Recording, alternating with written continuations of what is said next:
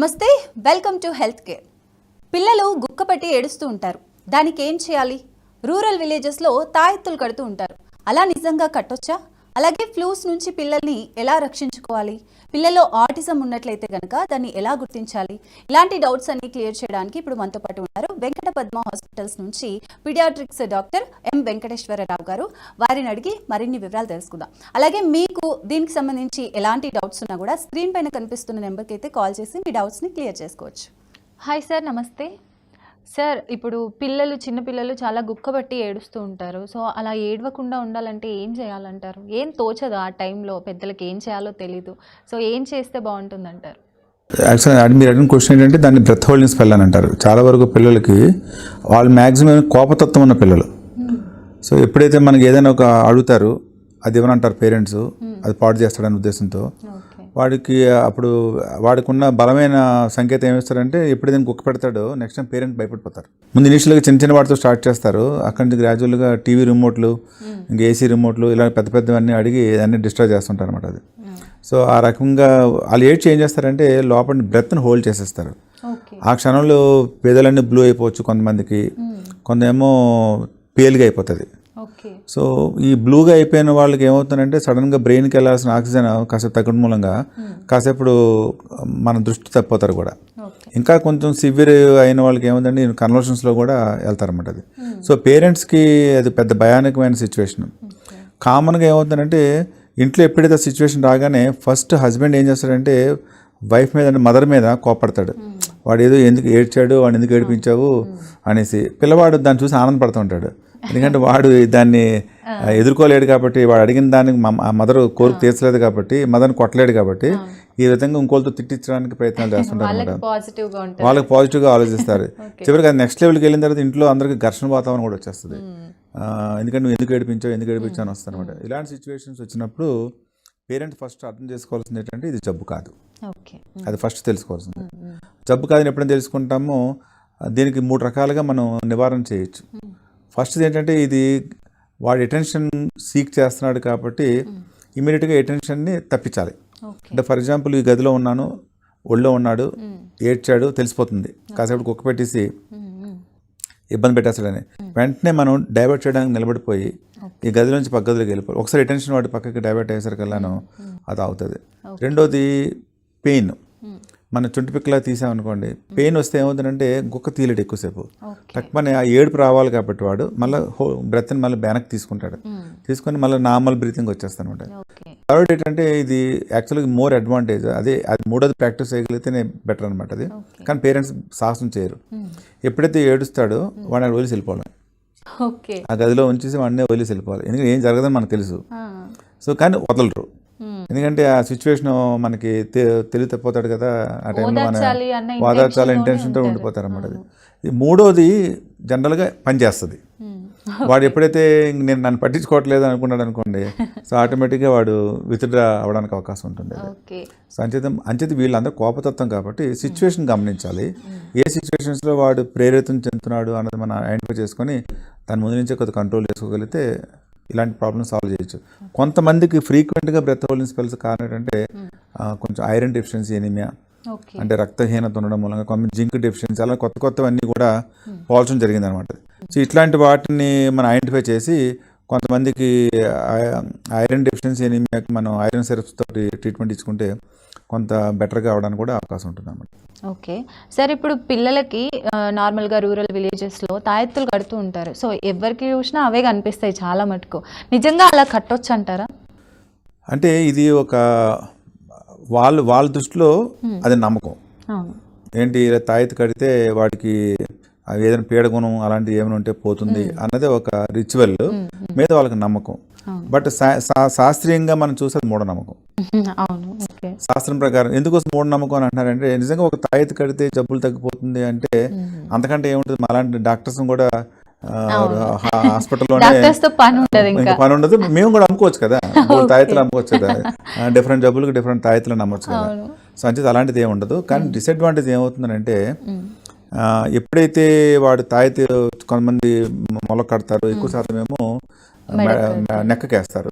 So maximum sweat థ్రెడ్కి తాడుకి దాంట్లో black colour తాడు ఉంటుంది. చాలా వరకు ఆ కలర్ కూడా పడకపోవడం మూలంగా నెక్ మీద ఎటోపిక్ అలర్జీస్ కూడా వచ్చేస్తుంటాయి. కొంతమందికి ఏమవుతుంది, కొన్ని మెటల్స్ పెడతారు కాబట్టి metals will draw heat from the out side.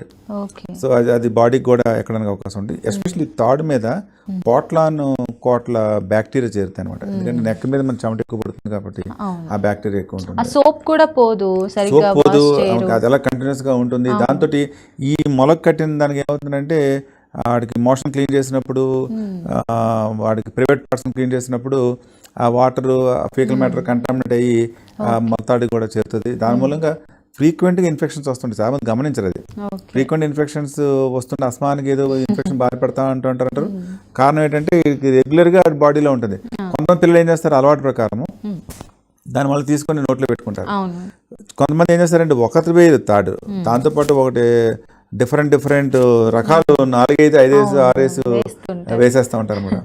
దాని మూలంగా 100% కూడా వాళ్ళకి ఏడ్చినా కూడా వాళ్ళు ఇంకేదో అయ్యి ఏడుస్తున్నారు. మాకు అలాంటి చాలా కేసులు చూస్తాం. ఒక్కోసారి ఏమవుతుందంటే వాడు చిన్నప్పుడు ఏజ్లో కడతారు తాడు, వాడు ఏజ్ అడ్వాన్స్ అవుతున్న కొద్ది తాడు బిగిసిపోతుంది. చివరికి ఇదంతా కూడా కొట్టుకుపోయి వాడికి ఒకసారి విపరీతంగా పెయిన్ అది వస్తుంది అనమాట. అది ఏడుస్తున్నాడు అనుకుంటారు కానీ అది గమనించరు అనమాట. ఇలాంటివి కొన్ని ఉన్నాయి. ఇలాంటి మూఢనమ్మకాలు మన రాష్ట్రాల్లో కూడా చాలా ఎక్కువ ఉన్నాయి. దాని నుంచి ఇది ఏంటంటే ఒక రకమైన వెల్త్ క్రియేషన్ అనమాట. ఈ తాయెత్తుల మీద ఆధారపడి బతుకుతున్న వాళ్ళకి అదొక వెల్త్ క్రియేషన్ తప్ప ప్రాక్టికల్ గా పిల్లవాళ్ళకి నష్టము, పేరెంట్స్ కూడా నష్టం జరుగుతుంది. ఓకే సార్, ఇప్పుడు స్కూల్స్ స్టార్ట్ అయిపోయాయి, అందులోనూ రైనీ సీజన్ వచ్చేసింది. ఈ సీజన్లో ఎక్కువ ఫ్లూ అటాక్ అవుతుంది పిల్లలకి. సో అలా అవ్వకుండా ఉండాలంటే ఏం చేయాలంటారు? ఎలాంటి జాగ్రత్తలు తీసుకోవాలి? అంటే అవ్వకుండా అంటూ మనం దాన్ని ప్రివెంట్ చేయలేము. ఎందుకంటే మీరు గమనించాలి, ఇన్ఫెక్షన్స్ అన్నది ప్రతి సీజన్లో జూన్లో వర్షాలు పడిన జూలైలో స్టార్ట్ అవుతాయి. జరగడం అన్నది మానవాళి యొక్క మనుగడకే ఇన్ఫెక్షన్స్ అని వస్తుంది. ఎప్పుడైతే ఇన్ఫెక్షన్స్ వస్తాయో మ్యాక్సిమం వైరల్ ఇన్ఫెక్షన్స్ వస్తాయి. ఆ వైరల్ ఇన్ఫెక్షన్స్ రావడం మూలంగా బాడీలో యాంటీబాడీస్ తయారవుతాయి. సో ఫ్యూచర్లో మళ్ళీ అదే వైరస్ బాడీ మీద అటాక్ చేయకుండా మన బాడీలో ప్రొటెక్షన్ వస్తాయి. అలాంటి సీజన్స్ వస్తాయి. మనం ఆలోచించాల్సిన ఫ్లూ గురించి భయపడక్కర్లేదు. మనం భయపడాల్సిన ప్రజెంట్ ఇప్పుడు సీజన్లో కోవిడ్ కేసెస్ పెరుగుతూ ఉన్నాయి, స్వైన్ ఫ్లూ కేసెస్ పెరుగుతూ ఉన్నాయి. వాటి కోసము కొన్ని వ్యాక్సిన్స్ వచ్చినాయి. ఇప్పుడు ఫ్లూకి రెగ్యులర్గా మేము ఎవ్రీ ఇయర్ కూడా పిల్లలకి 6 months దాటిన చైల్డ్కి ఫ్లూ వ్యాక్సిన్ వేస్తాం 2 doses. అక్కడ 1 year దాటిన దగ్గర నుంచి ఇప్పుడు ఈ జనరల్గా ఈ సీజన్లో 1 dose వేస్తాం. ఎందుకంటే ఫ్లూ వైరస్ రూపాంతరం చెందుతుంటుంది, ఎవ్రీ ఇయర్ కూడా రూపాంతరం చెందుతుంటుంది. అందుకని వ్యాక్సిన్ కూడా ఓన్లీ ఫర్ 1 year పనిచేస్తుంది.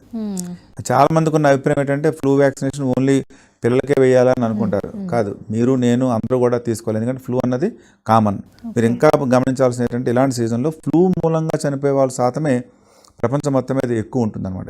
ఈవెన్ అభివృద్ధి చెందిన దేశాల్లో కూడా ఈ ఫ్లూ మూలంగానే చనిపోతున్న వాళ్ళు ఎక్కువ ఉంటుంది. ఎక్కువ మంది ఎఫెక్ట్ అయితే బాగా చిన్నపిల్లలు, లేకపోతే ఓల్డర్ ఏజ్ గ్రూప్, దాంతో వాళ్ళకి కోమార్బిడ్ కండిషన్స్ అంటే డయాబెటీస్, ఓబిసిటీ, హైపర్ టెన్షన్, ఇలాంటి ఏదైనా లివర్ డిజార్డర్స్, కిడ్నీ డిసీజెస్ ఇలాంటి ఉన్న వాళ్ళకి ఈ ఫ్లూ వచ్చిందనుకోండి, అది డిసీజ్ యొక్క ఎఫెక్ట్ ఎక్కువ ఉంటుంది. అందుకని ఇలాంటి సీజన్లో ఫ్లూ వ్యాక్సినేషన్, ఏదైతే ఇన్ఫ్లుయెంజా వ్యాక్సినేషన్ అంటామో ఆ ఇన్ఫ్లుయెంజా వ్యాక్సినేషన్ మస్ట్ అండ్ షుడ్గా ప్రతి వాళ్ళు వేసుకోవాలి, irrespective of the age. Minimum age 6 months. Sir, ఇప్పుడు అంటే లైఫ్ స్టైల్ చేంజెస్ వల్ల కావచ్చు, ఫుడ్ హ్యాబిట్స్ వల్ల కావచ్చు, ఎలాగైనా సరే కొంతమంది ఇప్పుడు ఆటిజంతోనే చాలా మటుకు పిల్లలు సఫర్ అవుతున్నారు. సో ఆటిజం ఉంది పిల్లల్లో నిజంగా అని ఎలా గుర్తించాలంటారు?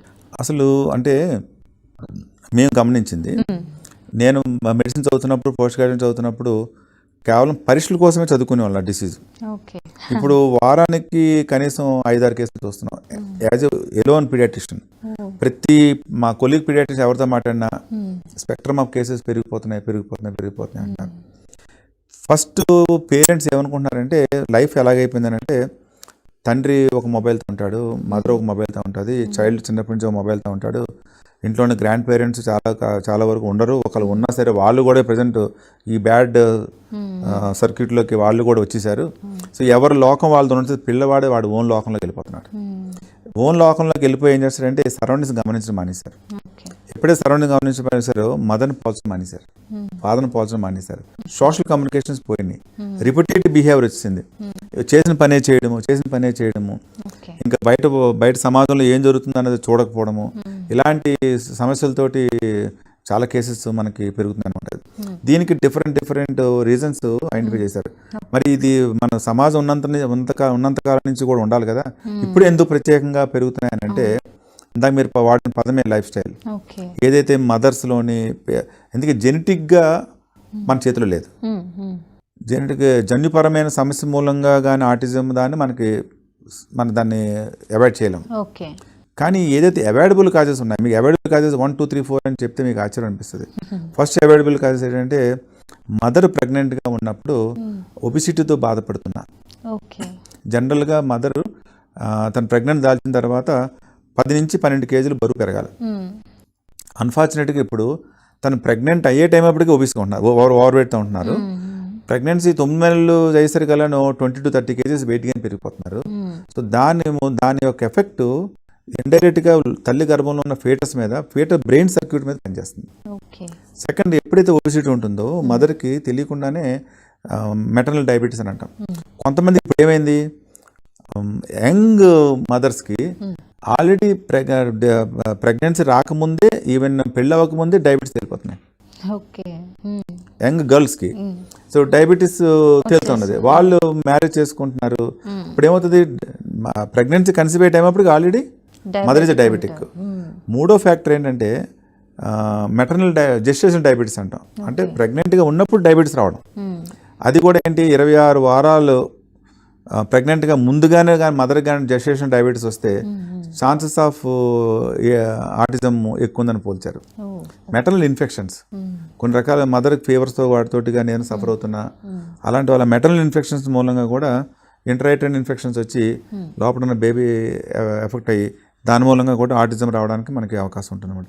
అలాగే exposure to the pollution, main exposure to the pollution, అందులోని హెవీ మెటల్ పాయిజనింగ్, మన ఎస్పెషల్లీ డ్రింకింగ్ వాటర్ ద్వారా కానీ ఇంకా ఏదైనా సోర్సెస్ ద్వారా కానీ మనకి హెవీ మెటల్స్ బాడీలోకి వెళ్ళిన పొల్యూషను, వీటి మూలంగా కూడా ఆటిజం పెరుగుతుందని పోల్చారన్నమాట. అది అలాగే మన IVF ఇన్విట్రో ఫెర్టిలైజేషన్ ద్వారా వస్తున్న పిల్లలకి వాళ్ళకేమో ఛాన్సెస్ ఏమో ఆటిజం పెరుగుతున్నాయి. చూస్తే మీకు కాజెస్ అలాగా, అంటే ఇప్పుడు ఈ చెప్పిన కాజెస్ అన్నిటి మూలంగా గ్యారంటీగా ఆటిజం వస్తుందని కాదు. ఓవరాల్గా ఆటిజం వచ్చిన పిల్లల్లో చూస్తే మదర్ యొక్క కాంప్లికేషన్స్ అన్ని అసెస్ చేస్తే అవి ఎక్కువ మనం గమనించడం అనేది మనం చూసాము. సో అవి చూడడం మూలంగా మనం ప్రజెంట్ ఏం చెప్తున్నాం అంటే తల్లి గర్భంలో ఉన్నప్పుడు మదర్ కనెక్ట్ అవ్వాలి. ప్రజెంట్ కనెక్ట్ అవ్వట్లేదు. వీళ్ళందరూ ఏంటంటే సీరియల్స్ చూడడంలో ఉండిపోతున్నారు, లోపల ఉన్న బేబీతో కమ్యూనికేట్ అవ్వట్లేదు. దానికి ఎఫెక్ట్స్ డెఫినెట్గా ఉంటుంది. ఇంపార్టెంట్ అండ్ ఫ్యాక్టర్ అంటే మెటర్నల్ డిప్రెషన్. మదర్ ప్రెగ్నెంట్గా ఉన్నప్పుడు కానీ వేరు కారణాల మూలంగా కానీ మదర్ డిప్రెషన్గా ఉన్నదంటే ఛాన్సెస్ వెరీ హై. ఇవన్నీ కారణాల్లోనే మెటర్నల్ డిప్రెషన్ 60% ఆఫ్ ది పిల్లలకి ఆటిజంతో పుట్టడానికి అవకాశం ఉంటుంది. అందుకని హోలిస్టిక్ అప్రోచ్ కావాలి. లేకపోతే తల్లి గర్భంలో ఉన్నప్పుడు పెద్ద శబ్దాలు వినకూడదు. మీకు సడన్ గా పెద్ద శబ్దం ఉన్నది మీరు ఏం చేస్తారు, చెవులు మూసుకుంటారు. లోపల బేబీ ఎలా మూసుకుంటుంది. అందుకని ఏమంటే న్యూరలాజికల్ గా బ్రెయిన్ లో ఏదైతే మన ఆడిటరీ సిస్టమ్ ఉంటుందో దాన్ని సప్రెస్ చేసుకుంటుంది. సో బయటకు వచ్చాక సమాజంలో శబ్దాలు వినకుండా పోతున్నారు. బయటకు వచ్చాక 6 నెలల పిల్లల నుంచే వాడికి ఫుడ్ స్టార్ట్ చేసే దగ్గర నుంచి మొబైల్ చూపించి వాటికి చేస్తున్నారు. గైడ్ లైన్స్ ప్రకారము 2 సంవత్సరాల లోపు ఉన్న పిల్లలకు ఒకసారి కూడా మొబైల్ చూపించకూడదు. 5 సంవత్సరాల లోపు ఉన్న పిల్లలకి గంట సేపు విత్ పేరెంట్స్ కంట్రోల్లో ఏది చూపిస్తున్నాము అన్నది దాంతో బేబీ మదర్ మాట్లాడాలన్నమాట. ఆ విధంగా మనం చేస్తే చాలా వరకు ప్రాబ్లమ్స్ మనం సాల్వ్ చేసిన అవుతాం. Welcome back to health care.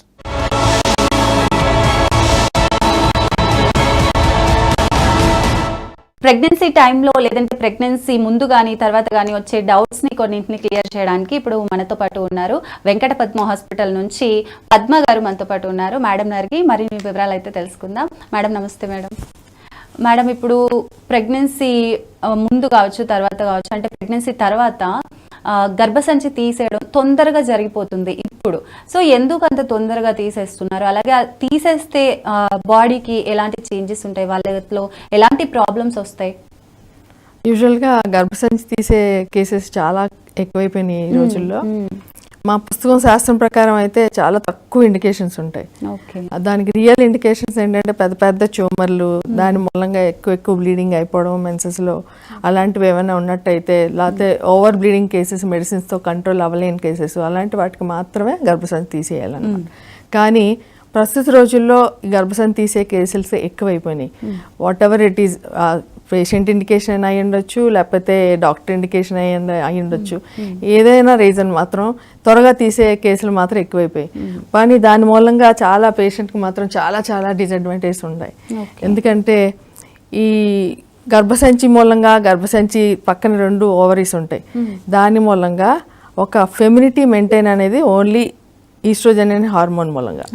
ఆ ఈస్ట్రోజన్ హార్మోన్ 2 ఓవరీస్లోంచి ప్రొడ్యూస్ అవుతుంది. సో యూట్రస్ ఉన్నంత కాలమే యూట్రస్లో పక్క ఉన్న ఓవరీస్ పనిచేస్తాయి. యూట్రస్ తీసేసిన తర్వాత ఈ ఓవరీస్ ఎఫెక్ట్ 1 ఇయర్ తర్వాత దాని ఎఫెక్ట్ తగ్గిపోతుంది. సో న్యాచురల్లీ ఈస్ట్రోజన్స్ బాడీలో తగ్గిపోతాయి. సో తగ్గిపోవడం మూలంగా బాడీలో చేంజెస్ అన్నీ వచ్చేస్తాయి. Like menopausal symptoms, urinary symptoms అయితే అవ్వచ్చు, మూడ్ డిస్టర్బెన్సెస్ అవ్వచ్చు, ఇరిటబిలిటీ రావచ్చు, నిద్ర పట్టకపోవడం కావచ్చు, ఉమెన్కి ఎన్ని బోన్ డిస్టర్బెన్సెస్ అయి ఉండొచ్చు, హెడేక్ రావచ్చు, ఏమైనా చాలా చాలా రీజన్స్ మూలంగా చాలా అప్సెట్ అవుతారనమాట. సో మార్బిడిటీ చాలా ఎక్కువ ఉంటుంది ఫీమేల్స్కి. సో అందుకని గర్భసంచి తీసేయడం మూలంగా చాలా చాలా నష్టాలు జరుగుతాయి. సో అందుకని గర్భసంచి తీసేయడం అనేది చాలా తక్కువ చేస్తే గైనకాలజిస్టులు చాలా మంచి ఫీమేల్స్కి మంచి మేల్ చేసిన వాళ్ళు అవుతారనమాట.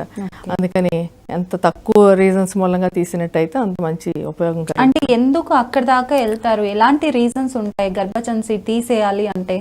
అంటే యూజువల్గా గర్భసంచి తీసే కేసులు తక్కువ కారణాలు ఉంటాయి, కానీ కొన్ని రీజన్స్ ఏంటంటే ఎక్కువ వైట్ డిశ్చార్జ్ అయిపోవడం మూలంగా యూజువల్గా గర్భసంచి తీసేటప్పుడు ఈ వైట్ డిశ్చార్జ్ అనేది లోపల యూట్రస్లో నుంచి ప్రొడ్యూస్ అవుతుంది. ఓకే.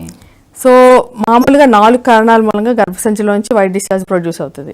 అవి ఏంటంటే మెన్సెస్కి ముందు ఎక్కువ వైట్ డిశ్చార్జ్ అవుతుంది, అండం రిలీజ్ అయ్యే ముందు ఎక్కువ డిశ్చార్జ్ అవుతుంది, ఒక భార్యాభర్తలు కలిసి ఉండే ముందు ఎక్కువ రావచ్చు, ప్రెగ్నెన్సీలో కూడా ఎక్కువ రావచ్చు. ఇవన్నీ నార్మల్ ఫిజియోలాజికల్ కండిషన్స్. కానీ కొంతమంది ఓవర్ ట్రీట్ చేసుకుంటారు. అంటే ఎక్కువ తక్కువ అనేది ఒక అమ్మాయిది ఒక రిలేటివ్ ఫైండింగ్. సో అది కొంచెం వెట్టింగ్ అవుతుంది లేదా అన్నది, అది తక్కువ అని ఒక అమ్మాయి అంటది, అదే అమౌంట్ ఇంకొక అమ్మాయికి ఎక్కువలా కనిపిస్తుంది. సో అందుకని గైనకాలజిస్ట్ ప్రాపర్ గా ట్రీట్ చేయాలి. అవి ఎప్పుడెప్పుడు వైట్ డిశ్చార్జ్ అబ్నార్మల్ అంటే అబ్నార్మల్ స్మెల్ రావడం కానీ, వైట్ అండ్ రెడ్ మిక్స్డ్గా అయిపోయి దురద పట్టడం కానీ, ఎక్కువ స్మెల్ రావడం కానీ, అలా కంటిన్యూస్గా త్రూ అవుట్ ద మెన్స్ట్రువల్ సైకిల్లో కూడా వైట్ డిశ్చార్జ్ ఎక్కువైపోవడం కానీ, అలాంటివి ఏమైనా ఉన్నట్టయితేనే అవి అబ్నార్మల్. ఇవి అబ్నార్మల్ కండిషన్స్లో కారణాలు ఏంటంటే ఫంగల్ ఇన్ఫెక్షన్స్ రావచ్చు, బ్యాక్టీరియల్ ఇన్ఫెక్షన్స్ రావచ్చు, ట్రైకోమోనల్ ఇన్ఫెక్షన్స్ అయ్యి ఉండొచ్చు. అవి ప్రాపర్గా ట్రీట్ చేస్తే యూజువల్గా వైట్ డిశ్చార్జ్ తగ్గిపోతాయి. కొన్నిసార్లు ఏంటంటే పేషెంట్స్కి, లేడీస్కి ఒక రకమైన బుర్రలో ఒక రకమైన ఫీల్ ఉంటుంది. పెద్దవాళ్ళు, పాత వాళ్ళు, పక్కింటి వాళ్ళు ఏదో ఒకటి చెప్తారు, వైట్ డిశ్చార్జ్ ఎక్కువ అవడం వల్ల క్యాన్సర్లు వస్తాయి అవి ఇవన్నీ. మనం ఎన్ని ట్రీట్మెంట్లు ఇచ్చినా ఒక్కొక్క గైనకాలజిస్ట్ వద్దని చెప్తుంది, ట్రీట్మెంట్ ఇస్తుంది. మళ్ళీ ఇంకోసారి నెక్స్ట్ సైకిల్కి మళ్ళీ ఫిజియోలాజికల్ డిశ్చార్జ్ అయినప్పుడు ఇంకో గైనకాలజిస్ట్ దగ్గరికి వెళ్తుంది, ఆ అమ్మాయి అంటుంది. అలా 3rd one 4th one చూసేసరికి 4th గైనకాలజిస్ట్ ఫైనల్గా నీకు హిస్టెక్టమీ చేసేస్తాం, నీకు గర్భసంచి తీసేస్తాం రా అంటారు. సో అందుకని కొంచెం మంది కొన్నిసార్లు పేషెంట్ సైకాలజీని బట్టి ఒక్కొక్కసారి గర్భసంచి తీసే పరిస్థితి పుట్టచ్చు. ఒక్కొక్కసారి ఏంటంటే పేషెంట్ డాక్టర్ కూడా కొన్నిసార్లు మిస్లీడ్ అయిపోయి ఒకసారి ఈ అమ్మాయికి సైకాలజీని బట్టి మేము ఇండికేషన్స్ చెప్తాం ఒక్కొక్కసారి. సో అందుకని యూజువల్గా గర్భసంచి తీసే ఇండికేషన్లు అయితే చాలా చాలా తక్కువ పుస్తకం శాస్త్రం ప్రకారం అయితే. ఓకే మేడం, ఇప్పుడు సిజేరియన్స్ ఎక్కువ జరుగుతున్నాయి ఈ మధ్య కాలంలో. జనాలు ఏమనుకుంటున్నారంటే కావాలని డాక్టర్సే చేస్తున్నారు, ఈ సిజేరియన్స్ ఎక్కువ వాళ్ళే చూస్ చేసుకుంటున్నారు అని చెప్పి అంటున్నారు. సో అది నిజమేనా? ఎందుకు అలా అనుకుంటున్నారు జనాలు? ఎప్పుడు మీరు సి సెక్షన్ వరకు వెళ్తారు, అది ఒకసారి క్లియర్ చేయండి. సిజేరియన్ సెక్షన్స్ యూజువల్గా మా శాస్త్రం ప్రకారం అయితే పుస్తకంలో ఓన్లీ 20% ఉంటాయి. అంటే ఓన్లీ 100 డెలివరీల్లో 20 మాత్రమే సిజేరియన్ సెక్షన్స్. దాంట్లో absolute indications, relative Contra indications ఉంటాయి. అబ్సల్యూట్ ఇండికేషన్స్ అంటే ఓన్లీ ఎదురుకాళ్ళు బేబీ, అంటే బేబీ తల పైకుండి కాళ్ళు కిందకున్న కేసెస్ కానీ, లేకపోతే బేబీ పెల్విస్ దారి, బేబీ వచ్చే దారి సరిపోకపోవడం మూలంగా కానీ, ఇలాంటివన్నీ అబ్సల్యూట్ ఇండికేషన్స్. అవి కంపల్సరీ ఎవరైనా చేయాల్సిందే, అవి మారవు. కొన్ని రిలేటివ్ ఇండికేషన్స్ ఏంటంటే కొన్నిసార్లు కొంచెం చిన్న బేబీ ఉంటుంది, బేబీ అస్సలు ఆ అమ్మాయి పట్టించుకోదు, పెయిన్స్ వచ్చినా కొంచెం కూడా బేర్ చేయదు. పక్క నుంచి పేరెంట్స్ మా అమ్మాయి పెయిన్స్ భరించలేదమ్మా అర్జెంట్గా చేసేయండి అంటారు. మోర్ ఓవర్ సిజేరియన్ సెక్షన్స్ అన్ని అర్బన్లో ఎక్కువ రూరల్ కంటే. ఈ అర్బన్లో కూడా ఏంటంటే కొంచెం పెల్విక్ మజిల్స్ ప్రాపర్గా పని చేయట్లేదు, ఎక్సర్సైజ్ చేయట్లేదు, పెల్విక్ మజిల్స్ స్ట్రాంగ్గా ఉండట్లేదు, వాళ్ళకి మెంటల్ సినారియోలో కూడా పెయిన్ థ్రెషోల్డ్ చాలా తక్కువ. సో పోస్ట్ డేట్స్కి వెళ్ళిపోతున్నారు ఎక్కువ మంది. మేము చదువుకునేటప్పటికైతే 40 వీక్స్ లోపల స్పాంటేనియస్గా లేబర్లోకి వెళ్ళిపోయేవారు. ఇప్పుడైతే 40 వీక్స్ దాటిపోయినా సరే పెయిన్స్ రావటం లేదు. సో ఎందుకంటే మదర్కి అసలు ఎక్సర్సైజ్ ఉండట్లేదు, ఏ పని చేయట్లేదు, అలా సెడెంటరీ లైఫ్ లీడ్ చేస్తున్నారు. ప్రెగ్నెన్సీ రావడం ఆలస్యం కంటిన్యూగా కూర్చునే ఉంటున్నారు, అలా తినేస్తున్నారు. ఒబిసిటీ, ఎక్కువ వెయిట్ పెరిగిపోతున్నారు, మెడికల్ డిసీజెస్ ఎక్కువైపోయి, ప్రెషర్స్ ప్రెగ్నెన్సీలు ఎక్కువైపోయి, అన్ని ఐవీఎఫ్ ప్రెగ్నెన్సీలే, ఇన్ఫెర్టిలిటీ ఎక్కువైపోయింది, మెడికల్ డిసీజెస్ చాలా ఎక్కువైపోయి, షుగర్ ఎక్కువైపోయింది, డయాబెటీస్ ఎక్కువైపోయి, బీపీ కేసులు ఎక్కువైపోయినాయి. వీటన్నిటి మూలంగా సిజేరియన్ ఇండికేషన్స్ కూడా చాలా చాలా ఎక్కువైపోయి. అప్పటికి ఇప్పటికీ కేసు సినారియోలు కూడా బాగా మారిపోవడం మూలంగా సిజేరియన్ ఇండికేషన్స్ ఎక్కువైపోయి. మీరు అన్నట్టు డాక్టర్స్ కూడా కొంత ఉండట్లేదు, కానీ పేరెంట్ ఇండికేషన్ కానీ వాళ్ళ ఇష్టాలు బట్టి కూడా కొన్నిసార్లు మనం చూడాలి కాబట్టి కొన్నిసార్లు చేయాల్సి వస్తుంది. అస్సలు మదర్స్ నార్మల్ డెలివరీస్ అయ్యి ఉంటారు, అయినా సరే డాక్టర్ పెయిన్ భరించినా సరే అసలు భరించే ప్రసక్తి ఇవ్వట్లేదు ఎవరును. మేము చెప్పినప్పుడు ఎందుకు చేయట్లేదు అన్నారు. మోర్ ఓవర్ పాతకాలంలో 4-5 పిల్లలు కనేవారు, ఇప్పుడు 1-2 కంటున్నారు. సో ఆ ఒక్క కేసుకి కూడా మా టెన్షన్ ఏంటంటే ఆ ఒక్క కేసుకి ఏమైనా ప్రాబ్లం వస్తే ఏమైనా అంటారేమో అని భయం. నార్మల్ డెలివరీలో ఒక్కొక్కసారి కొద్దో గొప్ప కొంచెం రిస్క్ ఉంటుంది, చిన్న రిస్క్ కూడా తీసుకుంటే అసలు మీరు ఎందుకు చేయట్లేదు సిజేరియన్ అంటారని భయంతో కొంత అలా చేయాల్సి వస్తుంది. సో అందుకని మల్టిపుల్ రీజన్స్ ఉన్నాయండి. సో పేషెంట్ రీజన్ అని అయ్యి ఉండొచ్చు, డాక్టర్ రీజన్ అయ్యి ఉండొచ్చు, కానీ పబ్లిక్ లో ఊహించినంత నిజానికి సిజేరియన్ వల్లే మాకు ఎక్కువ కాంప్లికేషన్స్. నార్మల్ డెలివరీ అయితే 2 days లో పేషెంట్ ఇంటికి వెళ్ళిపోతుంది, అసలు మాకు చాలా రిస్క్ తక్కువ. బట్ యాక్చువల్లీ సిజేరియన్ సెక్షన్ కి నార్మల్ డెలివరీకి ఒకేలా చార్జ్ చేస్తాం మేము, ఎందుకంటే నార్మల్ డెలివరీకి ఎక్కువ స్ట్రెస్ ఉంటుంది. సో అందుకని అయినా సరే ఆ గంట కోసం భరించలేక కొన్నిసార్లు సిజేరియన్ చేస్తారని నమ్మకంతో అలా ఉంటున్నారు, కానీ నిజానికి సిజేరియన్ తోనే డాక్టర్స్ కి ఎక్కువ ప్రాబ్లమ్స్. సో అందుకనే అలా డబ్బుల కోసం కానీ లేకపోతే స్టే కోసం కానీ పేషెంట్ కోసం కానీ చేసే ఇండికేషన్స్ అయితే పబ్లిక్ ఊహించినంత డాక్టర్స్ మాత్రం అలా అంత చేసే అవకాశమే లేదు. ఓకే మేడం, ఇప్పుడు ప్రెగ్నెన్సీ టైంలో వ్యాక్సిన్స్ తీసుకుంటూ ఉంటారు, సో ఎప్పుడు తీసుకోవాలి, ఏ మంత్లో తీసుకుంటే బెస్ట్ అంటారు? ప్రెగ్నెన్సీలో మెయిన్ మన చిన్నప్పుడు అయితే టీటీ ఇంజెక్షన్ ఒక్కటే చెప్పేవారు అప్పుడు, కానీ ఇప్పుడైతే మల్టిపుల్ వ్యాక్సిన్స్ వచ్చినాయి. మామూలుగా రొటీన్గా అయితే 16 వారాలకి ఫస్ట్ టీటీ ఇంజెక్షన్ వేసుకోవాలి, second TT injection 8 weeks 6 weeks గ్యాప్లో మళ్ళీ సెకండ్ డోస్ వేసుకోవాలి. బట్ సెకండ్ టీటీ ఇంజెక్షన్ బదులు డిపిటీ వేసుకోవాలన్నమాట, అంటే డిఫ్టీరియా, ఎసెలియర్ పెర్టుసిస్, టెటనస్ 3 కలిపి టీడాప్ ఇంజెక్షన్ అంటారు. అది వేసుకుంటే మదర్కి బేబీకి ఇద్దరికి ప్రొటెక్షన్ లెవెల్స్ చాలా ఉంటాయి. ఇంకోటి ఏంటంటే ఇన్ఫ్లుయెంజా వ్యాక్సిన్ వేసుకోవాలి.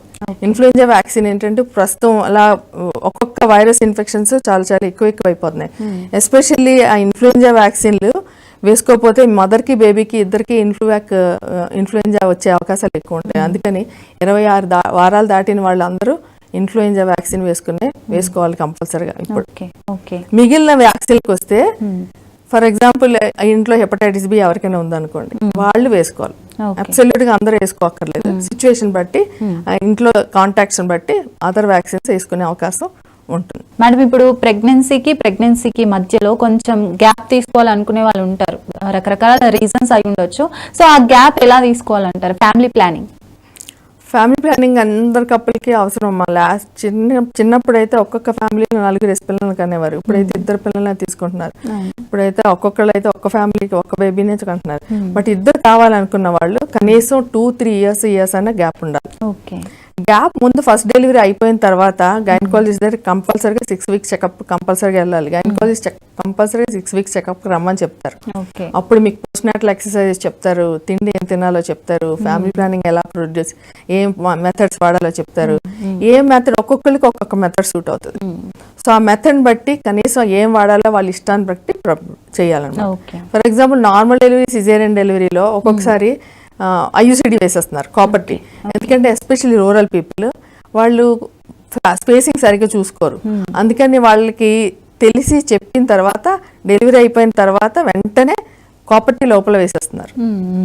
సో అది ఆటోమేటిక్గా 2-3 years అయిపోయిన తర్వాత వాళ్ళు ఆటోమేటిక్గా తీసేసుకొని సెకండ్ ప్రెగ్నెన్సీ చూస్తున్నారు. ఫర్ ఎగ్జాంపుల్ కొంతమంది నెగ్లెక్ట్ చేసేసి స్పేసింగ్ సరిగ్గా పట్టించుకోరు, తర్వాత ఆటోమేటిక్గా తెలియకుండా ప్రెగ్నెన్సీ వచ్చేస్తుంది, తర్వాత అబార్షన్లు అడుగుతారు. అబార్షన్ చేయించుకోవడం అంత సేఫ్ కాదు. సో అందుకని దాంట్లో మల్టిపుల్ మెథడ్స్ ఉన్నాయి. స్పేసింగ్ ఆటోమేటిక్గా లాక్టేషన్ ఉన్న వాళ్ళకి ఆటోమేటిక్గా స్పేసింగ్ వచ్చేస్తుంది. అది కాకుండా ఓరల్ పిల్స్ ఉన్నాయి, ఐయుసిడిలు ఉన్నాయి, ఇంజెక్షన్స్ ఉన్నాయి.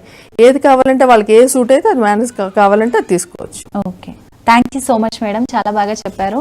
సో చూసారు కదండి, మీకు ఇంకా ఎలాంటి డౌట్స్ ఉన్నా కూడా చిన్నపిల్లలకు సంబంధించి, ప్రెగ్నెన్సీకి సంబంధించి ఇంకా ఎలాంటి డౌట్స్ ఉన్నా కూడా స్క్రీన్ పైన కనిపిస్తున్న నెంబర్కి అయితే కాల్ చేసి మీ డౌట్స్ అన్ని క్లియర్ చేసుకోవచ్చు. ఇది ఇవాళ హెల్త్ కేర్ కార్యక్రమం. నమస్తే.